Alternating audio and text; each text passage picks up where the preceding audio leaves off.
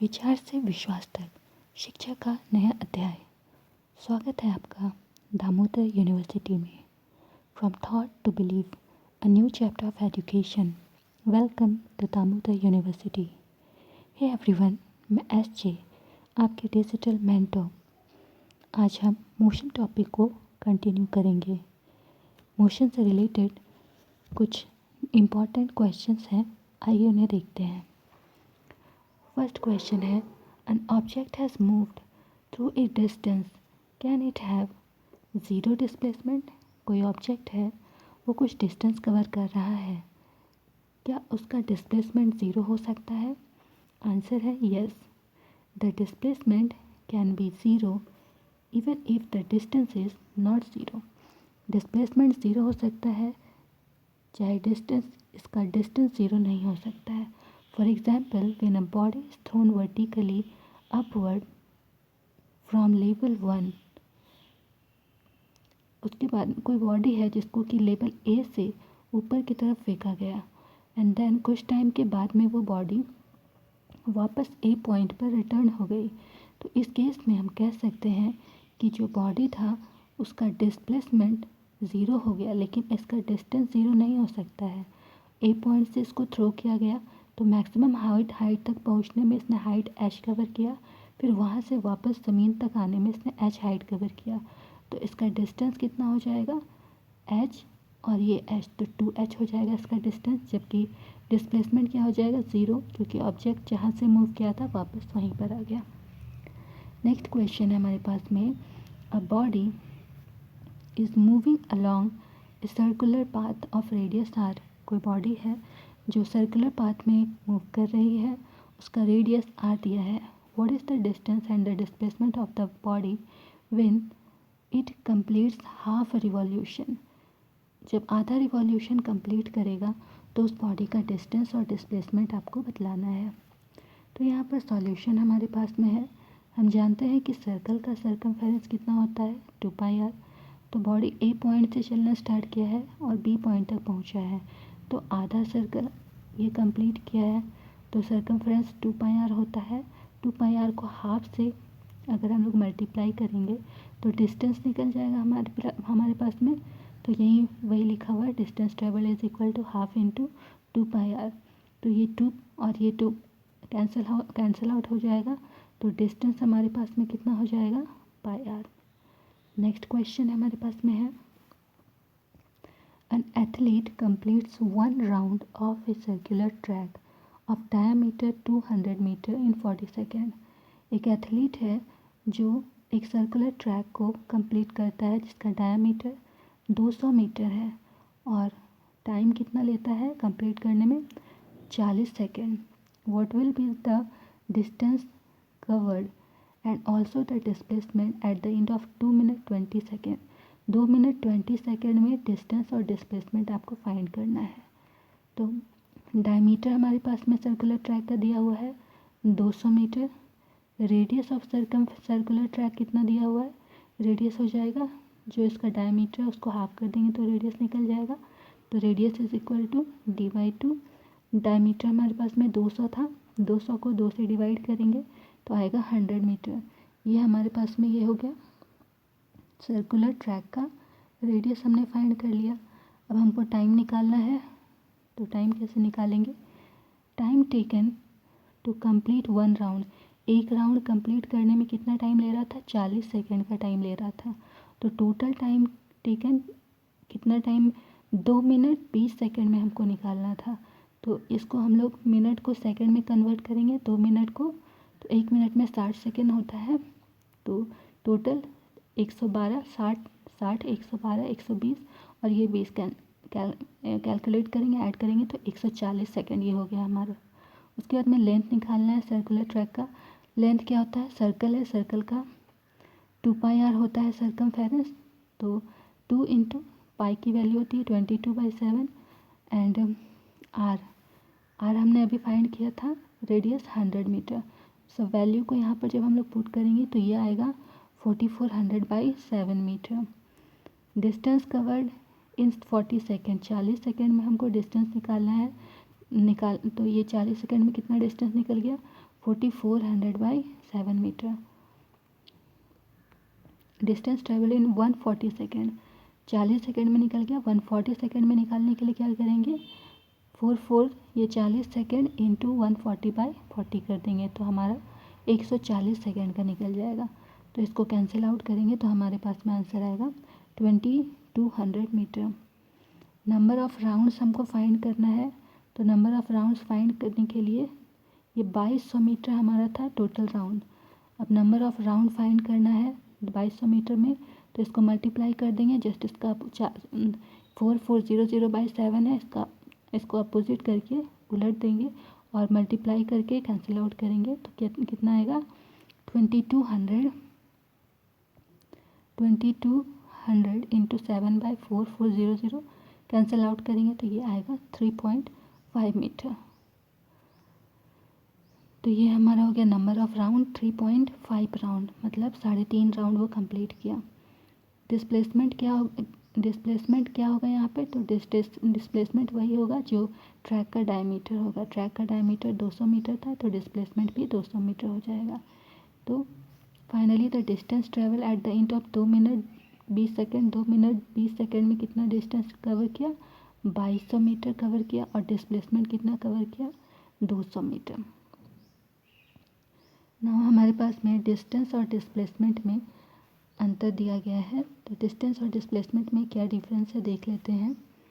पहला है डिस्टेंस क्या होता है, the actual length of the path travelled by a moving body irrespective of the direction is called distance covered by the body. मतलब जो actual length cover करता है कोई भी बॉडी वो एक्चुअल लेंथ डिस्टेंस कहलाता है। जबकि डिस्प्लेसमेंट क्या होता है, the shortest distance measured between the initial and the final position of the moving body in a particular direction is called displacement।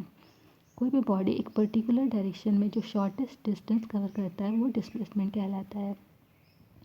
Distance एक स्केलर क्वांटिटी है और डिस्प्लेसमेंट एक वेक्टर क्वांटिटी है। Next, distance is always positive. Distance हमेशा positive होगा, ये zero या negative कभी नहीं हो सकता है। जबकि डिस्प्लेसमेंट पॉजिटिव, नेगेटिव और ज़ीरो तीनों हो सकता है। डिस्टेंस डिपेंड करता है किस पे, on the path followed by the moving object. Path पर डिपेंड करता है डिस्टेंस, जबकि displacement does not depend on path followed by the moving object. ये पाथ पर डिपेंड नहीं करता है, ये इनिशियल और फाइनल पॉइंट पर डिपेंड करता है। नेक्स्ट है मैग्नीट्यूड के बारे में बताया गया है, its magnitude is always greater than equal to the displacement.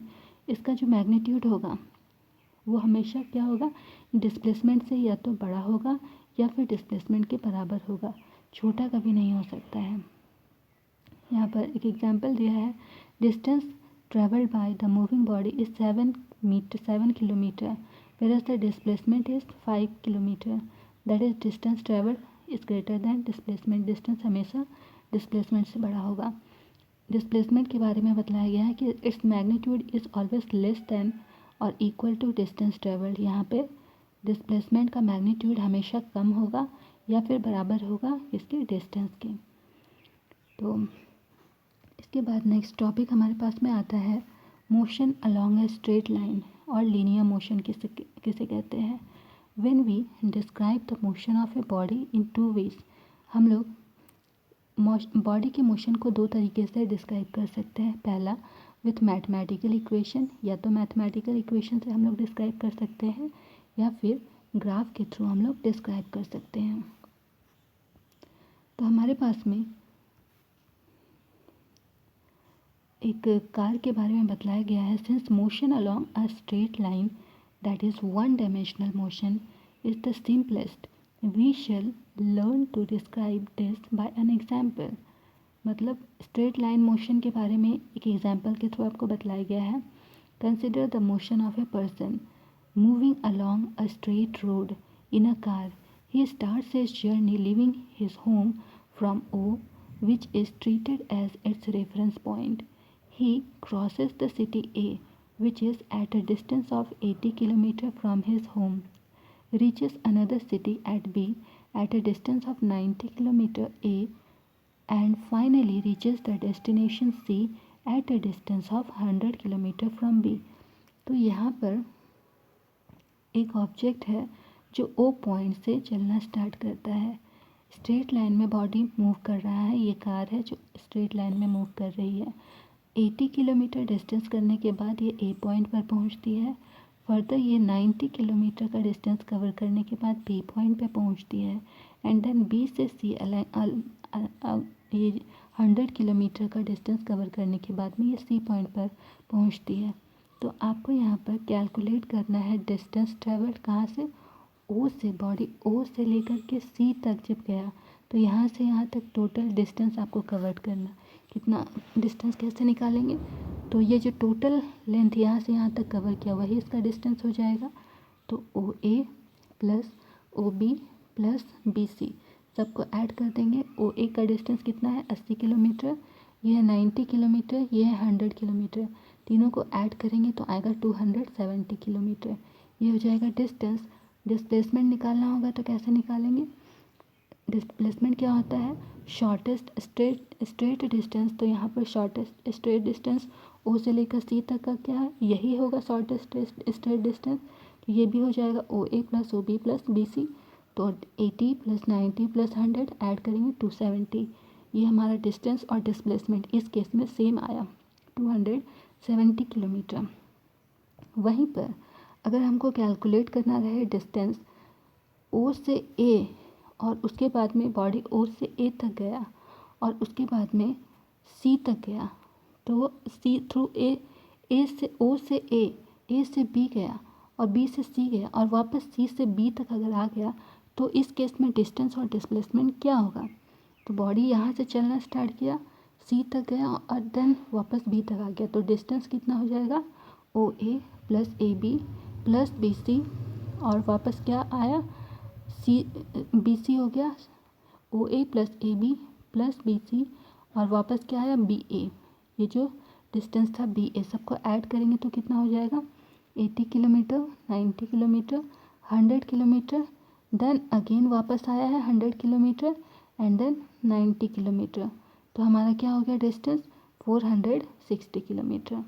ये हो गया बॉडी ओ से ए तक अगर पहुंचता है तो ये वाला जो डिस्टेंस, यहाँ से डिस्टेंस निकल गया इतना। और डिस्प्लेसमेंट क्या होता है शॉर्टेस्ट स्ट्रेट डिस्टेंस। तो यहाँ से लेकर के यहाँ तक का डिस्टेंस कितना है, ये हो गया 80 किलोमीटर। तो डिस्टेंस और डिस्प्लेसमेंट इस केस में डिफरेंट आया। पहला में डिस्टेंस डिस्प्लेसमेंट सेम था 270 किलोमीटर, लेकिन इस केस में बॉडी अब जब ओ से सी तक गया और वापस सी से ए तक आया तो डिस्टेंस कितना आया 460 एंड डिस्प्लेसमेंट आया हमारे पास में 80 किलोमीटर। नेक्स्ट में अगर हमारे पास में क्वेश्चन दिया रहेगा कि बॉडी ओ से चलना स्टार्ट करता है एंड देन उसके बाद में वापस ओ पर ही आ जाता है, तो इस केस में डिस्टेंस और डिस्प्लेसमेंट के कैसे निकालेंगे। तो डिस्टेंस क्या होगा O A plus A B plus B C और फिर वापस गया सी से बी तक, तो C B plus B A और प्लस ए ओ। तो ये जो टोटल था ये हमारा डिस्टेंस हो जाएगा। तो 80 90 और ये 100 और उसके बाद में वापस फिर से 100 फिर 90 फिर 80 सबको ऐड करेंगे तो कितना हो जाएगा 540 किलोमीटर। ये हो गया डिस्टेंस। जबकि डिस्प्लेसमेंट क्या हो जाएगा यहाँ पर, जहाँ से बॉडी चलना स्टार्ट किया था वापस वहीं पर पहुँच गया, तो इस केस में डिस्प्लेसमेंट क्या हो जाएगा 0। तो ये हमारा था motion along a straight line. कोई बॉडी स्ट्रेट लाइन में अगर मूव कर रहा है तो इस तरह से हम लोग उसको कैलकुलेट करते हैं। नेक्स्ट हमारे पास में कुछ और क्वेश्चंस हैं। क्वेश्चन हमारे पास में है पहला, find the odd one out. इनमें से आपको ऑड वन आउट फाइंड करना है। Give reasons for your choice. Question है हमारे पास में स्पीड, एनर्जी, फोर्स, मास, टेम्परेचर। तो यहाँ पर कुछ स्केलर क्वांटिटी होगा, कुछ वेक्टर क्वांटिटी होगा, उसमें से ऑड वन आपको फाइंड करना है। नेक्स्ट क्वेश्चन है weight, acceleration, velocity, distance, momentum. Question number C, rolling stone, moving ball, big table, a dancing girl, vibrating string. सभी क्वेश्चन के आंसर्स मैं नेक्स्ट क्लास में बतलाऊंगी। आपको इन सारे क्वेश्चन के आंसर्स खुद से सॉल्व करने की कोशिश करनी है। नेक्स्ट क्वेश्चन नंबर 2 हमारे पास में है, a book is lying on a table. कोई बुक टेबल पर है, examine and define its state. तो इस केस में कौन सी अवस्था में है, कौन से स्टेट में है, वो आपको बतलाना है। रेस्ट में है, मोशन में है, ये बतलाना है। क्वेश्चन नंबर 3 में है give 2 examples where we feel the presence of motion through indirect evidences. तो इनडायरेक्टली हम मोशन को कहाँ कहाँ फील करते हैं वो आपको बतलाना है। क्वेश्चन नंबर 4 है हमारे पास में give an example to show that rest and motion are relative terms. Rest और मोशन रिलेटिव टर्म्स होते हैं, कैसे होते हैं, एग्जाम्पल के थ्रू आपको बतलाना है। नेक्स्ट क्वेश्चन है classify the following into scalar and vector quantity. यहाँ पर कुछ क्वांटिटीज़ दिए गए हैं, इनको स्केलर और वेक्टर क्वांटिटी में आपको क्लासीफाई करना है। क्वांटिटी हमारे पास में क्या क्या है, velocity, length, time, displacement, acceleration, distance, force, energy, acceleration energy, momentum, power, weight, mass. Question number 6 है हमारे पास में a bird is flying in the sky, examine and define its state. कोई बर्ड स्काई में फ्लाई कर रही है तो उसका स्टेट कौन सा है, वो बॉडी मोशन में है या फिर रेस्ट में है बर्ड, ये बतलाना है। क्वेश्चन नंबर 7 है most motions are complex, give one example of each of the following type of motion. यहाँ पर rectilinear motion, oscillatory motion, multiple motion, curvilinear motion, vibratory motion, ये सभी मोशन के एक एक एग्जाम्पल्स बतलाने हैं। नेक्स्ट ट्रू ट्रू फॉल्स है।